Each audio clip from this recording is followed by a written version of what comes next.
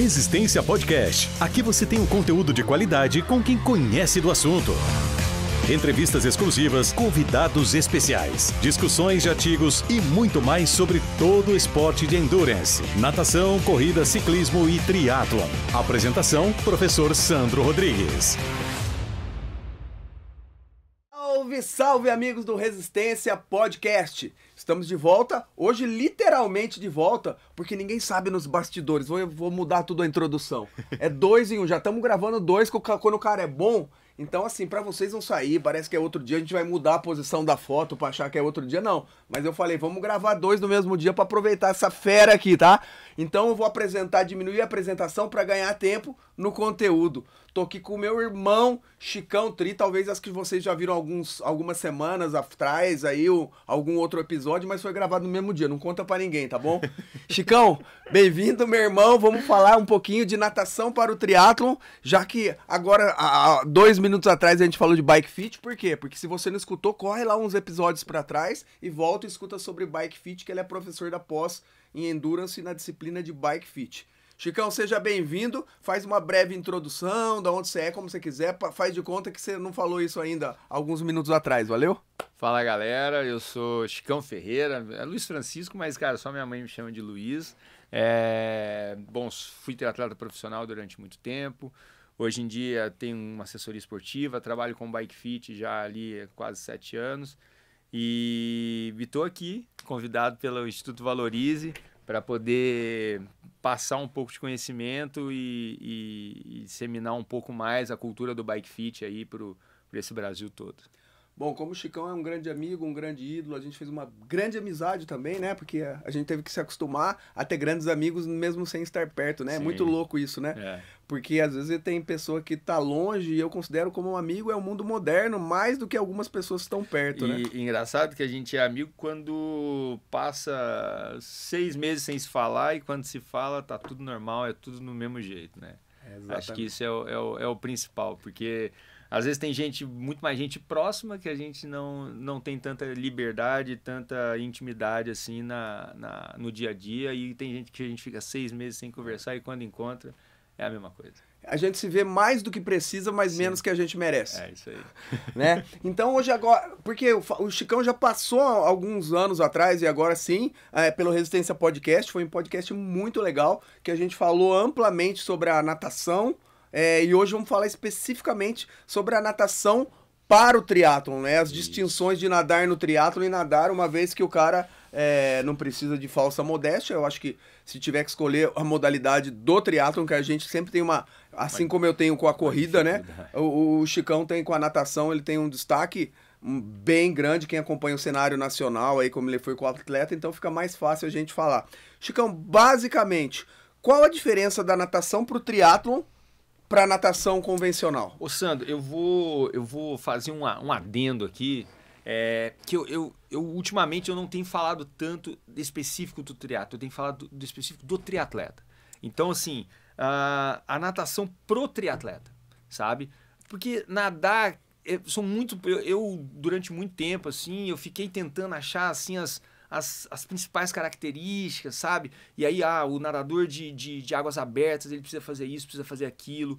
E aí, uma referência boa que a gente tem é que agora a maratona aquática virou olímpica. Então, se profissionalizou muito, né? Então, os caras que dominavam a maratona aquática, e eram só da maratona aquática, hoje em dia eles têm um calcanhar de Aquiles, que são os nadadores de piscina, que estão indo para a maratona aquática e estão dominando também. Então, assim, tem algumas diferenças, mas eu acredito que talvez a conversa seria mais o nosso ponto se a gente entendesse o triatleta, sabe? Que o triatleta, ele não gosta de nadar, ele não fez natação quando na infância, ele demorou para entrar no triatlon por causa da natação, ele é todo encurtado, ele não faz mobilidade, ele não faz nada, sabe? Mas ele precisa nadar, sabe? Então, assim, eu acredito muito que acho que essa conversa ela se torna mais assim atingível pro nosso público se a gente falar do triatleta, sabe? Da natação pro triatleta. Então, com o tempo eu tentava aplicar as técnicas de piscina, porque querendo ou não, a gente nada em piscina todos os dias. E eu fui reparando que ao invés de eu trabalhar um pouco mais de água, eu acho que eu precisava trabalhar um pouco mais fora da água com os triatletas. Porque a gente precisa dar condição para ele ter uma abraçada um pouquinho melhor do que ele faz, sabe? Então, ele já tem o bracinho muito curto. Então, se ele tem o braço muito curto, ele não vai alongar a abraçada. Ah, mas na maratona aquática a gente não alonga tanta abraçada porque a gente tem ondulações. Então, a gente bate o braço e já passa mais rápido. Então, eu preciso que ele, pelo menos, consiga fazer uma rotação, sabe, do braço, que ele consiga esticar o braço para quando ele precisar nadar no mar, ele consiga bater o braço e esticar um pouco mais. Senão, ele vai encurtar tudo e não vai sair do lugar, sabe? Então, eu acho que a gente tem que olhar um pouco mais pro triatleta, como é que chama? O perfil do triatleta, que é praticamente o mesmo, assim. Se a gente pegar a média dos atletas do Ironman, ele sai ali com 1h15 a 1h30, a maioria deles. Quando que, se a gente pega qualquer nadador de mirim petis, o cara nadaria os 3.800 ali para abaixo de 1 hora, fácil. Sabe? Então, eu acho que esse perfil, e eu sou um cara mais favorável a tentar mudar isso, sabe? A tentar investir, que as pessoas invistam na natação e que elas não abandonem a natação como a gente vê, né? E cada vez mais artigo falando que a natação não conta muita coisa, que isso e que aquilo, que as pessoas não estão muito preocupadas com a natação. Então eu tento fazer esse papel de mostrar a importância dela, que na minha visão é onde as pessoas mais conseguem tirar tempo numa prova de Ironman. Não, perfeito. Você foi falando, sua visão foi tão precisa que a carapuça foi servindo, eu fui me encolhendo assim, cara. Eu fui entrando, tudo. Você falou, Marcela Betoni, minha sócia, minha fiel escudeira aqui. A gente é uma alma gêmea, assim como esse cara aqui, mas ele não é nossa alma gêmea. Que até o histórico da natação nossa é essa desgraceira. Acho que é por isso que eu estudo tanto a natação, de tão ruim que eu sou, mas assim, se definiu o perfil, né? E assim, lógico, além da carapuça servir, eu tô ali com mais de 300 alunos. É o que você falou, a maioria se encaixa nesse contexto de maneira absurda, né? Então, resumindo, você é a favor dessa mudança, porque tem gente que fala assim, né? Você vê profissionais da área falando, não, toca o foda-se, não precisa mudar a técnica, não, deixa o cara melhorar a condição física, larga ele lá na água, e quanto mais nadar, melhor. É que na natação, se a gente não melhorar a técnica, a gente não vai melhorar a condição física, sabe? Você que trabalha com treinamento de força, mais ainda sabe que treinamento de força para natação é quase que inexistente. Porque se a pessoa não tem técnica, a força não serve para nada. Eu vou ficar parado, não saindo do lugar, ou melhor, vou afundar mais rápido, né?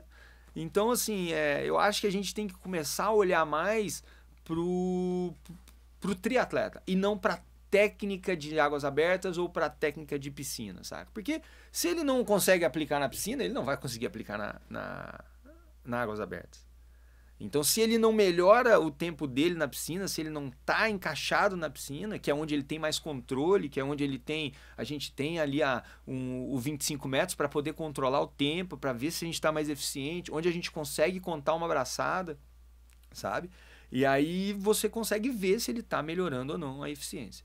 E assim, eu acredito muito que a maioria dos triatletas, que, vamos colocar que está nessa faixa de 1h15 a 1h30 de natação, no treinamento eles vão precisar dar um passinho para trás, então o tempo deles de série vai cair um pouco mais para eles tentarem encaixar uma técnica melhor, aquilo virar um movimento natural, aquilo não virar um movimento automático, né?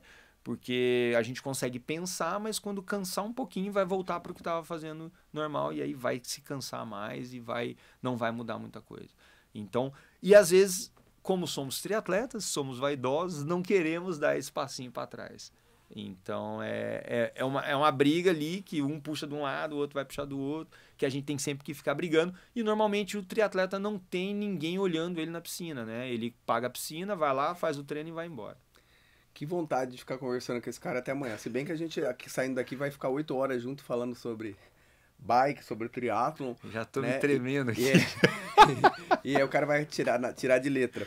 E é muito louco, né? Porque assim, a gente tá no podcast 20 minutinhos, meia hora ali pra colher um assunto tão amplo assim como esse. Então eu vou colocando ele na parede, fazendo perguntas cabeludas pra ver que se pode, você que tá nos assistindo, nos ouvindo, nos vendo agora, até no Spotify com imagem, escolhendo um ponto, Chicão, assim, Sim. por exemplo, que sempre fica essa interrogação. Esse perfil encaixa perfeitamente e o cara, como tá. Você vê pessoas que o quadril, pá! Que o pé vai raspando no chão lá e as pessoas, não, é estrutura óssea. Então, assim, da onde vem a maioria? O que tem de mito ou de verdade? Você que tá há tanto tempo e domina com tanta. Existem maneiras de corrigir, né? É estrutura óssea, não é? Por que tem pessoas, principalmente homens, né? Mas também, assim, Sim. que vai nadar, o pé vai raspando no chão, o pé dele não sai da água e outros. Existem intervenções que isso é melhorável? Dá uma pincelada sobre esse assunto aí. O primeiro ponto, Sandro, é na questão da flutuabilidade. Então, eu acredito que a maioria das pessoas, tem pessoas que vão ter uma densidade muscular maior e que elas vão tender a afundar. Mas, pô, se você pegar um velocista de 50 metros rasos, o cara é gigante, tem músculo pra caramba, mas ele boia. Tá? Ele consegue flutuar. Então, eu acho que o primeiro passo é a pessoa tentar melhorar essa flutuabilidade dele. Então, às vezes, é deitar de barriga para cima, tentar manter a perna em cima, não se contrair todo, que toda vez que ela se contrair, ela vai para o fundo. Tentar ser mais suave com a água, sabe? Se conectar mais com a água. Então, ela começa colocando um macarrãozinho ali na perna, inspira, enche o pulmão de ar, até aula para criancinha, né? Então, inspira, enche o pulmão de ar, tenta flutuar por um tempo, aí coloca numa perna só o espaguete, depois tenta tirar e tenta flutuar, sabe? Só que para a gente flutuar, a gente precisa estar relaxado, a gente não pode estar se contraindo, tá? Então, quando você se relaxar, você vai conseguir boiar mais facilmente. Mesmo que algumas pessoas ainda tenham essa dificuldade. Quando a gente virar e começar a nadar, eu acredito muito, e vendo as pessoas que passam por mim, que a pernada ela influencia muito nesse contexto. Então, assim, ou a pessoa ela não tem a mobilidade do tornozelo, e aí ela acaba deixando, vou deixar aqui assim, a ponta do pé quase 90 graus, e aí ela vai bater perna aqui assim, que não vai servir para nada, ela vai ficar parada no lugar. Ou ela flexiona o joelho demais e ela acaba não saindo do lugar, porque ação e reação, ela joga a água para frente e a água vem para trás. Então, assim, eu sempre falo assim, quanto mais relaxado você bater a sua perna, mais eficiente ela vai ser. Então, chegar nesse ponto de bater uma perna relaxada, numa frequência boa e jogar a água para trás, a gente vai começar a se deslocar. Enquanto eu tiver todo travado, batendo a perna, quase que com um movimento só, eu vou sempre para baixo, meu quadril vai sempre abaixar. No triatlon, a gente tem aquela mania de ter uma cabeça ligeiramente mais alta, né? Para navegação. Isso. Só que não só para navegação, na piscina mesmo, dá a impressão de que a gente vai dar uma cambalhota, sabe? Mas, então, essa cabeça ligeiramente mais alta vai ajudar a jogar o quadril um pouco para baixo. Então, se subiu aqui, baixou lá. Baixou lá. Então, tentar olhar mais para o fundo da piscina, se localizar um pouco mais pelo fundo. Ele tem aquele Tzinho para te falar que está chegando para fazer a virada. Então, de vez em quando, pode dar uma olhadinha para frente, não tem problema. Mas quanto mais alta a gente tiver a cabeça, mais vai afundar o pé. Legal, eu quero explorar um monte de assunto aqui, não sei se vai dar tempo. E assim, vamos ser... Só uma coisinha.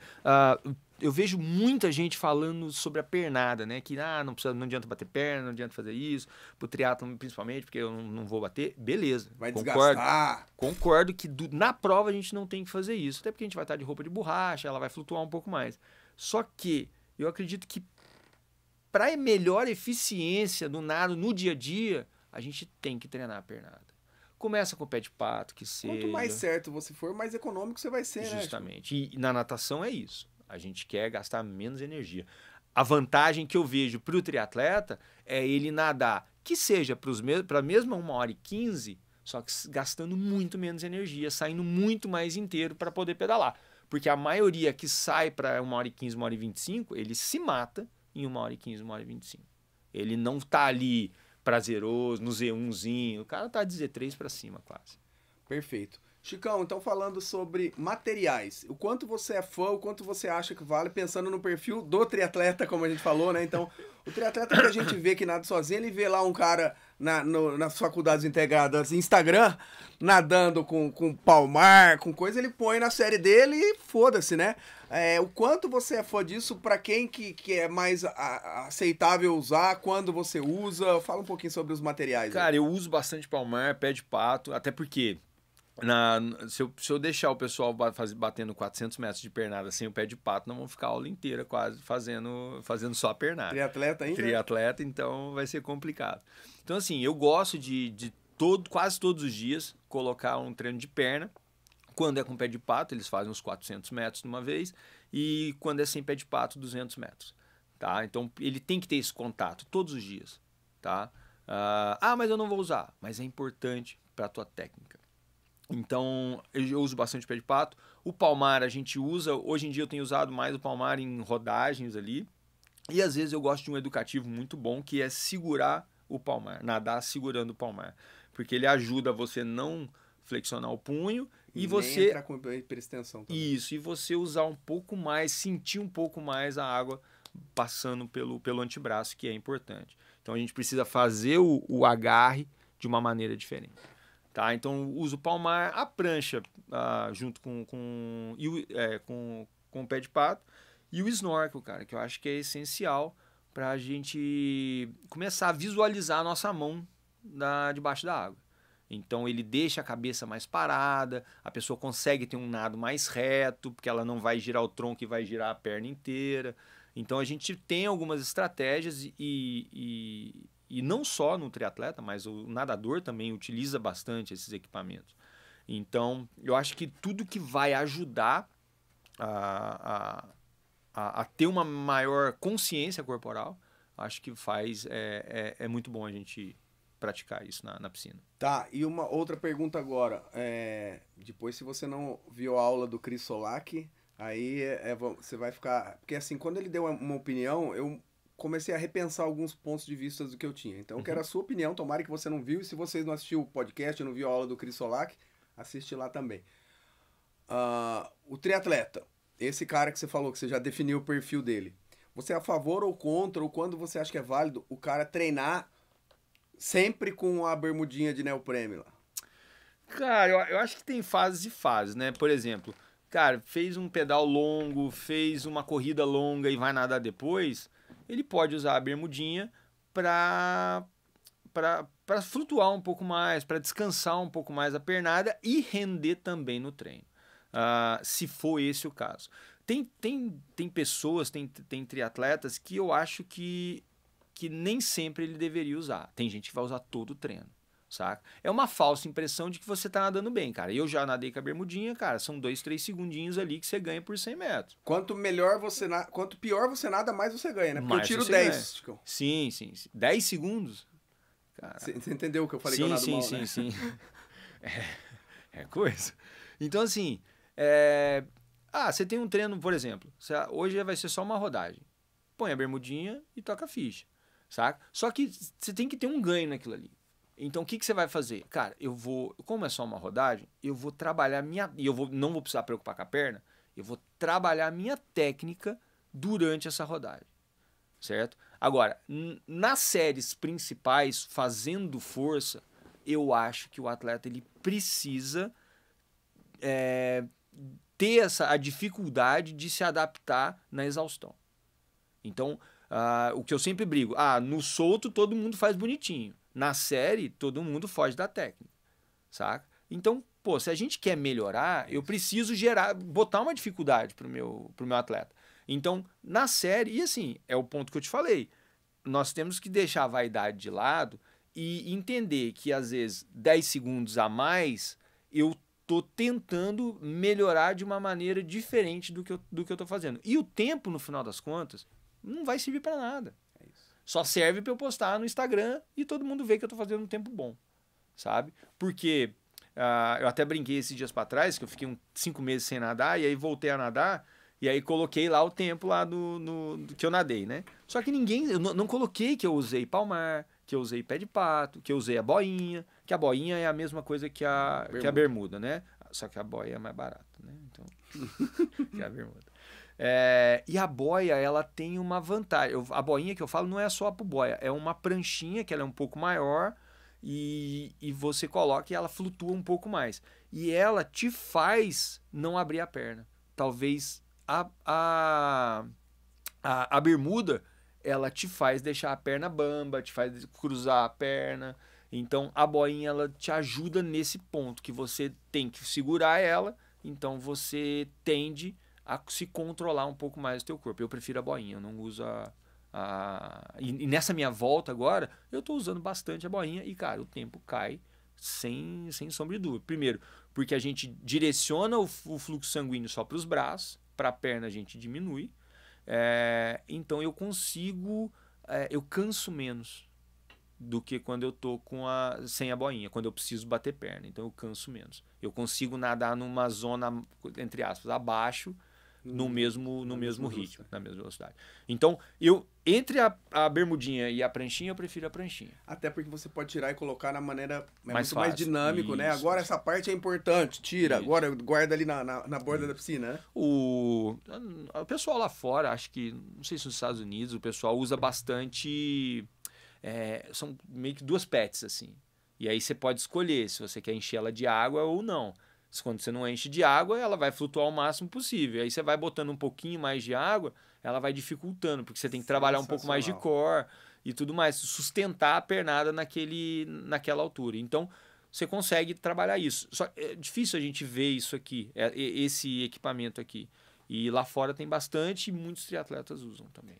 Sensacional. Ó, você viu como passou rápido agora? Porque agora tá chegando a hora da sua aula, que você tava com medo lá. Já então tá chegando, a gente vai... Vou ficar aqui mais. A gente vai pro estúdio gravar, então vou pedir pra vocês se despedindo, porque deu um gostinho de querer mais, né? Falar com esse cara sobre qualquer coisa, pra mim é sempre bom demais. E despeça do pessoal, mas fala brevemente, que eu estava no contexto aqui, sobre a importância dos educativos na natação, e os educativos, assim, não é o mesmo que é importante para todo mundo. O ideal seria identificar os seus déficits para escolher os educativos, né? Isso é um paradigma que eu tenho, que trabalha à distância, talvez você também, alguns atletas que você não vê nadando, e eu escrevi educativos. Aí por quê? Porque assim, eu vou pôr um educativo que serve pro João, mas pro Pedro não serve, né? Então assim, quando ele vai mandando vídeo, eu vou sabendo, se tiver um professor de borda que olha lá ele, talvez ele saiba melhor o que serve, né? Obrigado, Chicão, te espero na próxima, discorre um pouquinho sobre isso, 2, 3 minutinhos, e faz a sua despedida aí. Cara, eu também acredito muito que o educativo tem que ser feito todo treino. Às vezes eu passo 300 de educativo e eu passo o mesmo educativo, tá? Para a pessoa fixar bem, porque às vezes faz 50 metros, pum, no outro 50 já esqueceu, já está fazendo outra coisa e nem incorporou aquele movimento, né? E às vezes eu gosto de fazer séries, por exemplo, 10 de 100 com palmar, sem zona, trabalhando a técnica, sabe? Então focando na melhor técnica possível, então a gente trabalha a cada 25 metros reduzindo o número de braçada, que aí você precisa achar estratégias para reduzir esse número de braçadas. E eu gosto de fazer o atleta pensar também. Não só eu dar o educativo para ele, mas ele também ter essa percepção do que ele consegue fazer. Cara, eu preciso empurrar melhor a parede, porque a maioria empurra e sai em cima da água. Então, às vezes, ele precisa empurrar, sair mais lá embaixo, bater um pouco mais a perna. Então, eu tento dar que ele descubra essas estratégias para melhorar, que é mais fácil a incorporação do movimento do que quando ele precisa ficar martelando em cima de um educativo só. Então, assim, eu acho essencial o educativo. Não custa nada.